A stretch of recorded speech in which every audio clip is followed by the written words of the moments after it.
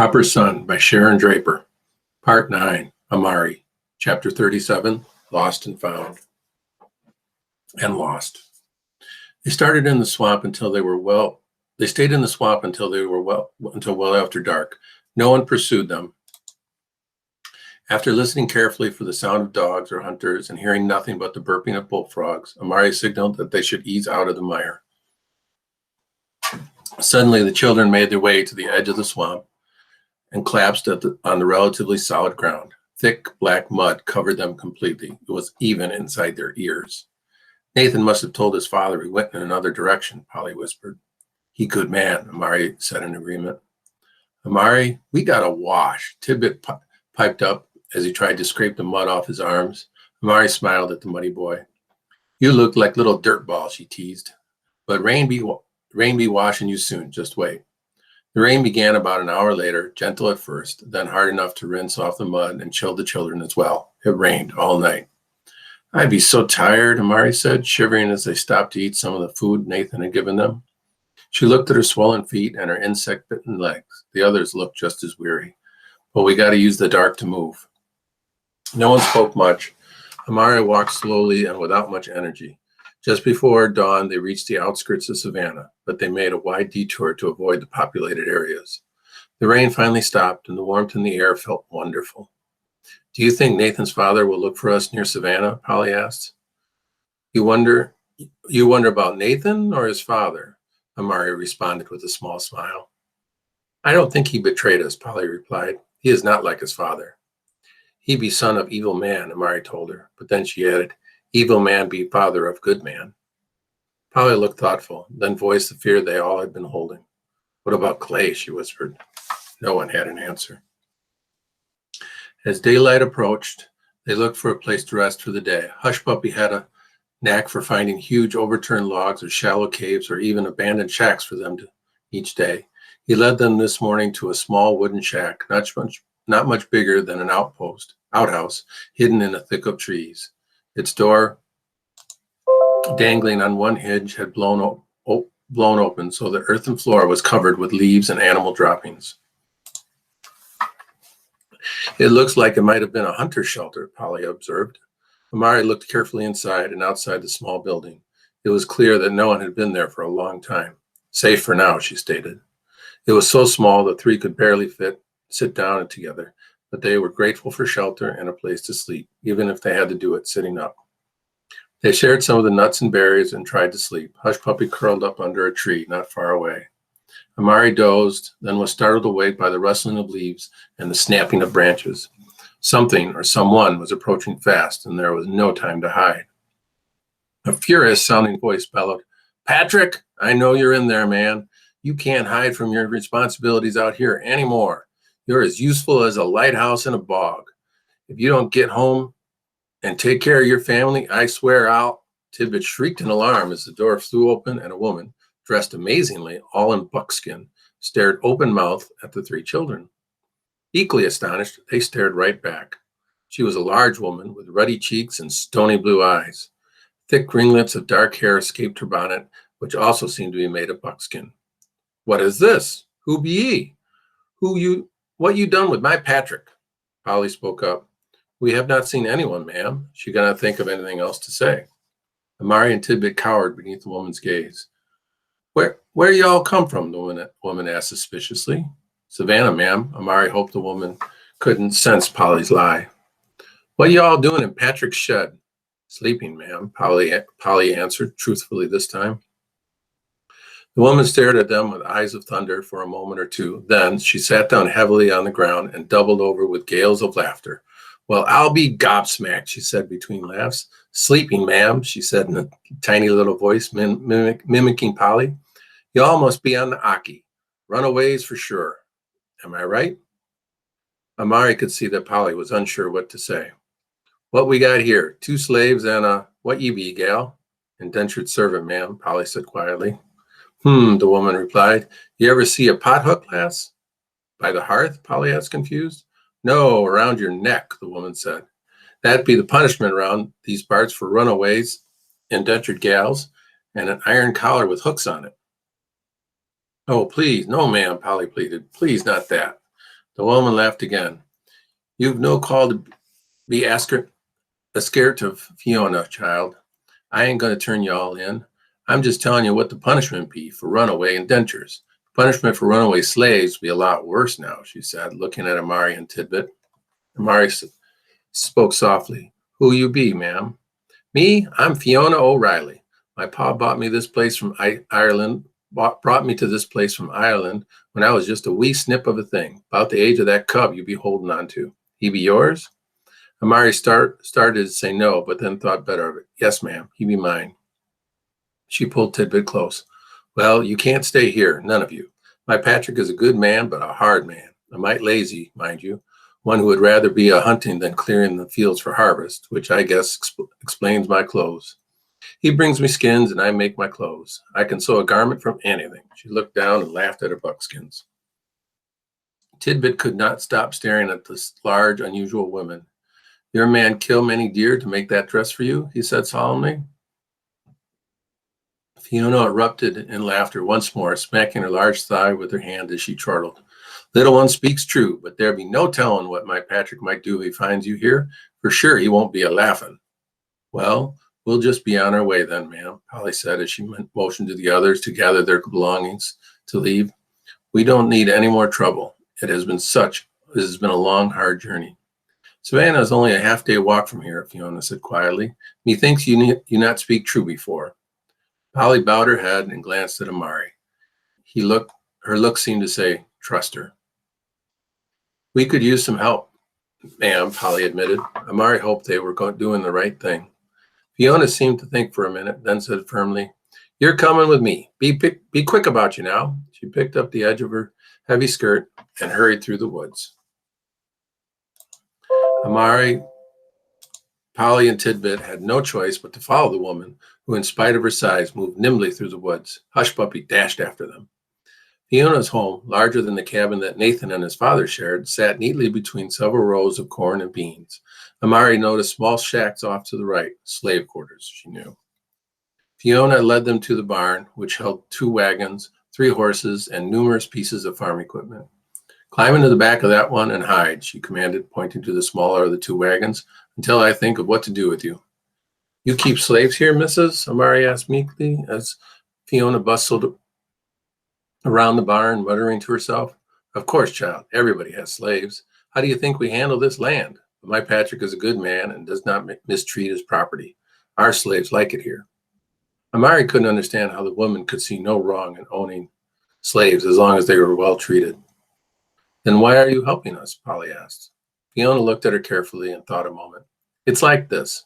If my Patrick brings home a new slave like he did last week, for example, that's his right as a master and man of this house, and I dare not interfere. As a woman, I ain't got muckle to say about those kind of decisions. But when I got the chance to decide for myself, I find it gives me pleasure to choose who to help to choose to help you be free. That's the truth, and I did not know it until I spoke the words. Fiona looked immensely pleased with herself. Thank you, Amari murmured as she helped Tidbit climb into the back of the wagon. Wait here, Fiona said. I will send someone in here to hitch up the wagon. She hurried out of the barn. Amari nervously looked around the barn. She be good woman? Amari whispered to Polly. Yes, but she is afraid, Polly replied. I do not think she has ever made her own decision before. I hope her husband does not return soon. The barn door opened and a thin, stooped black man limped over to them. I'm to harness the wagon, he mumbled, not even glancing at Amari and Polly. Amari jerked her head suddenly. She knew that voice. What be your name? She asked. Buck, he answered slowly as he led the large brown horse to the wagon. They calls me Buck. Amari knew the perfect modulation of that voice, the deep bass edged with gold. Her mind ran quickly back to the reddish dust of the road that led to Ziavi, the shrieking of the blue turaco birds at dawn, the taste of her mother's ground nut stew. She shook her head to hold back the tears. Are you my Besa? She asked in Iwi. The man looked up quickly. On his face was a small, faded birthmark, shaped a little like a pineapple. Amari, he said softly. Besa, my love, I have found you. It is I, Amari. Her heart thudded as she allowed all of her memories to come rushing back. She jumped from the wagon and ran to him. But just as she reached him and was about to embrace him, he held his hand out and stopped her. No, don't, he pleaded. Besa, she cried with urgency. But then she saw the Besa she had known no longer existed. His right eye was missing. His face, deeply scarred on that side, looked like old leather. Half of his teeth seemed to be missing as well. Oh, Besa, what has happened to you? She asked him, finally touching his arm softly. I have had 5 owners since I saw you last, Amari. Owners. He spat out the word in disgust. To even say the word makes me hate them more. We are alive, she said gently. I'd rather be dead, Besa said bitterly, glaring at her. You have been treated well then? She bowed her head. No, I have not. I have been raped. I have been beaten. I have been made to feel like I am nothing. But I live. My spirit is dead, he said, his voice empty. They beat it out of me with their whips, cut it out of me with their knives, shot it out of me with their guns. I can barely see, and every step causes me pain. Her stomach churned as she listened to his ordeal. Come with us, Amari cried suddenly. We have run away, all the way from Charlestown. We are heading to Fort Mose, a place where everyone can be free. Bea looked at her as if she were crazed. There is no such thing as freedom, Amari. I tried to escape several times. Each time I was caught by their dogs, beaten, and then sold. You will be caught as well. We will not be caught, Amari insisted. We have already come this far. Give yourself a chance to believe once more, she pleaded. Please come with us, Besa. Amari reached out to him again, but he jerked back. She felt her heart turn inside out. I no longer believe in anything, Besa told her harshly. Amari inhaled sharply. What have they done to you? Besa looked at the faces of Polly and Tidbit, who were peering over the side of the wagon. You travel with a white girl? He asked with surprise. First chance she gets, the white one will turn on you. Trust no one. She is my friend, Amari said stiffly, realizing as she said it that it was true. She softened them. Please, my Besa, you are my past. Come be my future as well. No, he said with finality. I will take no more risks. I have found a woman here, a good woman. She keeps me warm at night, and she carries no dreams in her heart. She is safe. He turned slowly from Amari and finished harnessing the horse to the wagon. She stood there in the dust, one hand reaching toward Besa, but the distance between them had become so fast that she knew she could never touch him again. Fiona returned to the barn then, full of orders. Put fresh hay in the back of the wagon, Buck, she commanded. Yes'm, he said, lapsing back into lazy English. You are to say nothing of this to the master when he returns. You understand? Fiona said to him. Oh, no, ma'am. I knows how to keep my mouth shut. Well, get on with you then. I thank you for your help, Buck. Besa turned and gazed at Amari, a mask of resignation on his face. He limped slowly out of the barn. He did not look back. Polly touched Amari on her shoulder. Amari covered her face with her hands. Her shoulders heaved. She could barely contain her grief and her anger. It's not fair, she screamed to herself. Look at what they have done to him. I hate the whites. I hate them. What is the problem, Fiona asked with concern. You know that God prefers prayers to tears. Amari glanced up at the large woman and shook her head ruefully. Prayers? What good have they done? Then she pulled herself back to the reality that faced her. It was hard to hate what the whites had done and be thankful to Polly and this white woman in the same moment. I'd be grateful for your help, ma'am, Amari managed to say. Your kindness makes me much happy. Visibly pleased, Fiona showed them the bundles she had brought from the house. The first was a pile of clothes. My Peggy, God rest her soul, left this world 1 year past. She died of the fever. About the age of you gals she was. She paused. I'm sorry, ma'am, Polly said. You must miss her. We have all lost loved ones as well. Yes, I suppose you have, Polly replied. You need fresh clothes. Those you have on are filthy and torn. Put these on. Fiona gave the girls 2 simple dresses, one of blue calico and another of brown flannel. Each dress was well worn. She also had brought bonnets, aprons, and shoes. Polly changed quickly. Amari took her time. She slowly peeled off the raggedy shift she wore. Fiona gasped when she saw the ugly welts on Amari's back. Oh, my goodness, child. What happened to your back? Whip, ma'am, Amari said simply. You must have been extremely disobedient, Fiona exclaimed. Amari looked up with daggers in her eyes, but she remembered the danger they were in and struggled to make her face emotionless. My master thought so, ma'am, she said quietly. Is that a brand on your back? Fiona continued. She reached over and touched the raised and blackened letter on Amari's shoulder. Amari flinched. Full of shame, Amari wished the woman would drop the subject. We brand our cattle, of course, but I've never bothered to check to see if any of our slaves carry brands. Is that a common practice, dearie? Yes, Amari mumbled. It was hard not to explode. Well, there's nothing so bad that it couldn't be worse, Fiona said philosophically. She leaned over one last time at Amari. She glanced over one last time at Amari's back before she slipped on the brown dress, then hurried over to Tidbit. Fiona handed him a fresh shirt and a clean pair of breeches. What should we do now, Miss Fiona? Polly asked. You running north? Fiona asked. No, ma'am, Amari replied. South. Why? Fiona asked, looking perplexed. Freedom, Amari asked. They call place called Fort Mose. That's in Spanish territory, Fiona told them. Your journey is one I would not take. All we know will be dead and gone, Amari tried to explain. Only left be hope and dreams. She thought sadly of Besa and angrily of their dreams. Fiona nodded. My father brought us to this country for freedom, but he died doing it. My Patrick works hard for our freedom, and still death found us. Hope and dreams are all any of us have. She wiped away a tear. Amari wondered how a slave owner could speak so strongly about freedom. How far to Spanish territory? Polly asked after a moment's silence. I do not rightly know, but it is too far to walk. I'm giving you all this wagon, lass, she said to Polly. What will your husband say? Polly asked in alarm. I'll tell him thieves came and took it while he was out hunting, Fiona replied with a laugh. Serves him right for staying away for so long. I'll tell him they took off heading north. I know the horse is valuable, Polly added. We are grateful. She reached into the sack that Dr. Hoskins had given them, looked briefly at Amari as if to make sure she agreed, then offered Fiona the coins. Thank you, ma'am. You be so kind, Amari added quietly. Fiona quickly tucked the coins into one of her large pockets. Big Brownie is old and about to die. Better to die on a journey than in a barn, I say. He may get you where you need to go.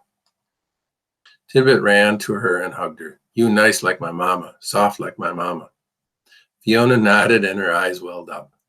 You children get going. May the good Lord take a liking to you, but not too soon. Here's a bit of food, oranges and biscuits, and a little salt pork. She lifted the bundle and put it beneath the wagon seat. Thank you for everything, Miss Fiona, Polly said. Should we travel on the main road? You drive the wagon, lass. Can you pretend to be a mistress? Polly hesitated. Yes, ma'am. I think I can do that. If anyone stops, you tell them these two are your slaves. If you think there is danger, hide them under the straw. Polly nodded. Travel by night and follow the road south. I've never been that far, but I hear tell it goes straight through Georgia Colony to the end of the world, Spanish territory. They climbed into the small wagon, Polly holding the reins of the old horse, Amari sitting next to her on the seat. Tidbit sat in the back of the hay. Dusk was approaching. May your feet bring you where your heart is. Godspeed, Fiona called as they waved. Godspeed. Amari looked back once for Besa, but he did not appear. She shed no tears. Besa was now a memory, tucked away with all the rest of the things she had lost. Hush Puppy bounded into the back of the wagon into Tidbit's arms just as they pulled onto the road. The moon shone brightly that night, and Amari decided it was lighting the path to her future.